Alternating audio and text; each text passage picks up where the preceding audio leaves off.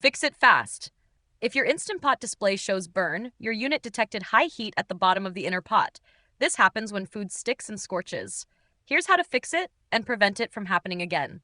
Step 1. Release pressure and open the lid. Turn the steam release handle to venting. Wait for the float valve to drop completely. Open the lid and check the contents.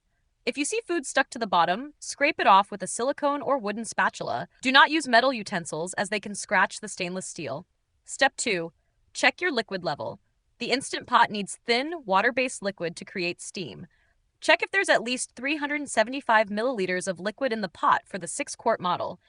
Thick sauces, tomato paste, and dairy do not count as liquid. If your recipe uses thick ingredients, add water or broth first, then layer thick sauces on top without stirring them in. Step 3. Deglaze if you used sauté first. If you seared meat or sautéed vegetables before pressure cooking, brown bits stick to the bottom. After removing your food, add half a cup of thin liquid to the hot pot. Use a silicone spatula to scrape up all stuck bits. This prevents the burn error. I've linked a long-handled silicone spatula in the description that makes deglazing safer and easier. Step 4. Avoid overfilling. Do not fill the inner pot above the PC Max line marked at 2/3. For foods that expand like rice, beans, or pasta, do not fill above the 1/2 line. Overfilled pots can cause liquid to boil over and trigger the burn error. Step 5. Restart cooking. Close the lid, turn the steam release handle to sealing, and select your cooking program again.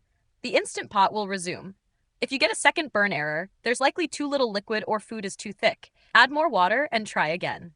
If you still get burn errors after following these steps, contact Instant Pot support using the link in the description.